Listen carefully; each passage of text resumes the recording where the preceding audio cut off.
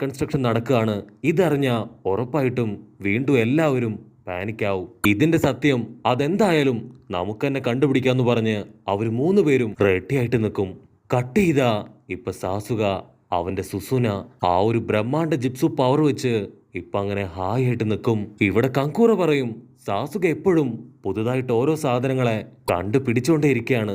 അപ്പൊ സി അവന് ടെൻഷനായിട്ട് അവൻ വിളിച്ചു പറയും എല്ലാവരും ഓടിക്കോ, അവനവന്റെ ജിപ്സ് വെച്ച് എന്തോ ചെയ്യാൻ പോവാണ്. ഉടനെ സുസുന ഒരു സ്ക്വാഡ് എടുത്ത് അവിടെയുള്ള പില്ലർ മുഴുവൻ ഇപ്പൊ വെട്ടി താഴെയിടാൻ തുടങ്ങും. അവർക്ക് മനസ്സിലാവും ആ ഒരു ബിൽഡിങ് അത് തകർക്കാനാണ് അവന്റെ ശ്രമം. അവരറഞ്ചം പുറഞ്ചം ഇപ്പൊ അങ്ങോട്ടും ഇങ്ങോട്ടും ഓടാൻ തുടങ്ങും. അപ്പൊ അതേ സമയത്ത് ബിൽഡിങ്ങിന്റെ മേലെ ഉണ്ടായിരുന്ന കരീന അവള് താഴേക്ക് വീഴും. സാസുക കറക്റ്റ് ആയിട്ട് അവളെ ക്യാച്ച് ചെയ്യും. അവള് പറയും ഡാസോ അവൻ എവിടെയുണ്ടെന്ന് ഞാൻ കണ്ടുപിടിച്ചു, പക്ഷെ എത്രയും പെട്ടെന്ന് നമുക്ക് ജൂഗോയെയും സുഗട്സുവിനെയും കൂടെ ഇവിടുന്ന് രക്ഷിക്കണം. അതിനവൻ പറയും ആദ്യം ഡാസോ, അതിനുശേഷം നമുക്കവരെ രക്ഷപ്പെടുത്താം. അത് കേട്ട് അവൾ ഷോക്കാവും. അപ്പൊ അതേ സമയത്ത് റെയ്ക്കാകെ അവൻ ആ തകർന്നു വീണ ബിൽഡിങ് അതൊക്കെ തട്ടിത്തെറിപ്പിച്ച് ഇപ്പൊ വീണ്ടും മുൻപോട്ട് ഓടി വരും. കട്ട് ചെയ്ത ഗാറ അവന്റെ സാൻഡ് പവർ ഉപയോഗിച്ച് എല്ലാവരെയും രക്ഷിക്കും. അപ്പൊ സുഗട്സു അവൻ നൈസായിട്ട് അവന്റെ ജെല്ലി പവറിലേക്ക് മാറും. മറ്റൊരു ഭാഗത്ത് ജൂഗോ അവൻ ഇപ്പോഴും മരിച്ചിട്ടില്ല. അവൻ പതിയെ അടുത്ത് കിടന്നൊരു സാമുറായുടെ പവർ അത് അബ്സോർബ് ചെയ്യാൻ തുടങ്ങും. ജൂഗോ പതിയെ പതിയെ ഇപ്പൊ അവന്റെ പഴയ രൂപത്തിലായി മാറും. ആ സാമുറായി അവൻ അവിടെ മരിച്ചു വീഴാണ്. കട്ട് ചെയ്ത സാസുക അവൻ ഫുൾ സ്പീഡില് ഇപ്പൊ ഡാസോയുടെ അടുത്തേക്ക് പാഞ്ഞടുക്കാണ്. ഡാസോയ്ക്ക് പിടികിട്ടും സാസുക അവൻ തൊട്ടടുത്തെത്തിയെന്ന്. സാസുക മാൻഷനിലേക്ക് ചാടി വന്ന് അവിടെ ഉണ്ടായിരുന്ന കേർട്ടൻസ് അത് വെട്ടി താഴെയിടും. ഡാസോയ്ക്കാണെങ്കില് ഇപ്പൊ സാസുകയെ കണ്ട് യാതൊരു കുലുക്കം ഉണ്ടാവില്ല. ആള് കൂളായിട്ട് ഇപ്പൊ സാസുകയെ നോക്കി നിൽക്കും. അപ്പൊ ചീഫ് ആളുടെ സ്ക്വാഡ് എടുത്ത് സാസുകയ്ക്ക് നേരെ ചാടി വീഴും. പിന്നെ അവർ രണ്ടുപേരും അങ്ങോട്ടും ഇങ്ങോട്ടും പൊരിഞ്ഞ ഫൈറ്റ്. ആ ഗ്യാപ്പിൽ ഡാസോ ആളവിടുന്ന് ഇറങ്ങി ഓടും. ആളുടെ തൊട്ട് പിന്നാലെ ഇപ്പൊ അയോയും ഡാസോയെ പിടിക്കാനായിട്ട് പിന്നാലെ തന്നെ ഓടും. അത് കണ്ട് സാസുക അവന് ചാടി വന്ന് അതുവഴി ഓടാൻ ശ്രമിക്കും. പക്ഷെ അപ്പോഴേക്കും ചുന്ദരി പെണ്ണ് അവളുടെ ലാവ പവർ ഉപയോഗിച്ച് തകർന്നു പോയ ആ ഒരു വലിയ ഭാഗം അതങ്ങനെ സീൽ ചെയ്യും. അവള് പറയും നീ ആക്കാസ്കി ടീമിലെ ഒരു മെമ്പർ അല്ലേ, നിങ്ങളാണ് 4th മിസുകാക്കെ മാനിപ്പുലേറ്റ് ചെയ്ത് ഞങ്ങളുടെ വില്ലേജിനെ ഈ ഗതിയിലാക്കിയത്. ഒരിക്കലും നിന്നെ ഞാൻ വെറുതെ വിടില്ല. അവള് പറയും എന്റെ കിസ്സിംഗ് പവർ വെച്ച് നിന്നെ ഞാൻ മെൽറ്റ് ചെയ്യും, എന്റെ റിവഞ്ച് അത് ഞാൻ ഇന്ന് നടപ്പിലാക്കുമെന്ന് പറയും. അപ്പത്തേക്കും അവളുടെ അസിസ്റ്റന്റും ഇപ്പൊ വെപ്പൻ എടുത്ത് സാസുകയെ അറ്റാക്ക് ചെയ്യാൻ റെഡി ആയിട്ട് നിൽക്കും. അപ്പം നമ്മുടെ ചുന്ദരി ഹൊക്കാക അവളുടെ വായിലൂടെ ലാവ അത് സാസുകയ്ക്ക് നേരെ ഇപ്പൊ തുപ്പാനായിട്ട് തുടങ്ങും. സാസുക സുസാനെ ഉപയോഗിച്ച് അത് മുഴുവൻ തടയും. പക്ഷെ എന്താ അവരുടെ ഫൈറ്റിനിടയില് നമ്മുടെ അപ്പൂപ്പ ഹൊക്കാകെ ആള് താഴെ വീണ് ഇപ്പൊ തലകുത്തനെ കിടക്കുകയാണ്. ഇവിടെ ആ ലാവ മുഴുവൻ ഇപ്പൊ സാസുകയുടെ സുസാനയുടെ മേലെ അങ്ങനെ വീഴും. ആ ഗ്യാപ്പില് അവളുടെ അസിസ്റ്റന്റ് അവൻ ചാടി വന്ന് അവന്റെ സ്ക്വാഡ് എടുത്ത് ഇപ്പൊ സുസാനയെ ഒരൊറ്റ അടി.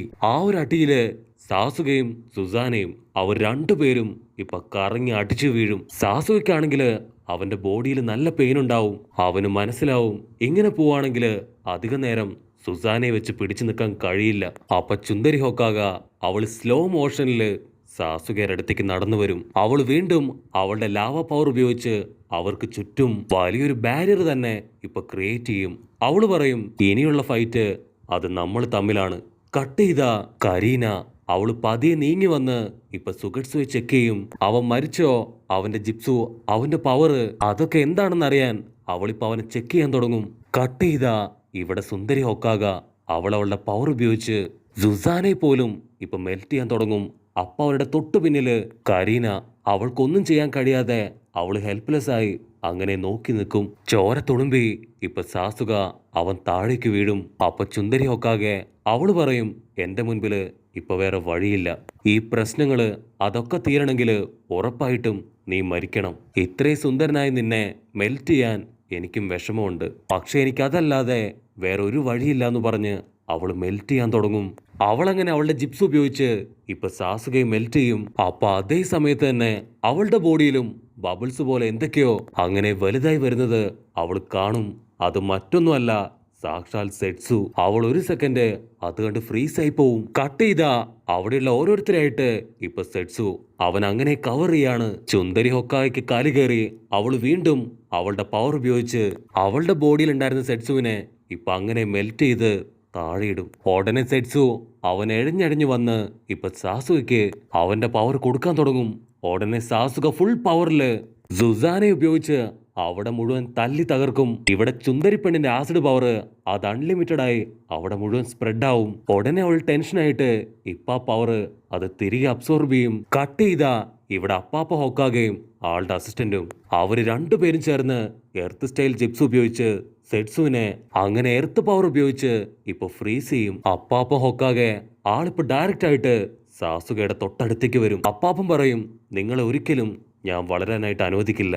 നിന്റെ മരണം അതെന്റെ കൈകൊണ്ടെന്ന് പറഞ്ഞ് ഒരു സ്പെഷ്യൽ ബോക്സ് ക്രിയേറ്റ് ചെയ്ത് അതിൽ സാസുകയിട്ട് ആളുടെ അൺലിമിറ്റഡ് പവർ ഉപയോഗിച്ച് അവനെ തകർക്കാൻ ശ്രമിക്കും. പക്ഷെ പെട്ടെന്ന് ആ ബോക്സില് ഇപ്പൊ സാസുകയെ കാണാനുണ്ടാവില്ല. ഉടനെ എല്ലാവരും ഇപ്പൊ ടെൻഷനായിട്ട് ചുറ്റും നോക്കും. അവിടെ എവിടെയും സാസുകയെ കാണാനുണ്ടാവില്ല. അതിന് അപ്പാപ്പ ഹൊക്കാഗ പറയും, അവനെ ഞാൻ എന്റെ പവർ ഉപയോഗിച്ച് കൊന്നുകളഞ്ഞു. അതിന് റെയ്ക്കാഗ ആള് ദേഷ്യപ്പെട്ട് പറയും, സാസുകയെ കൊല്ലേണ്ട ആള് ഞാനാണ്.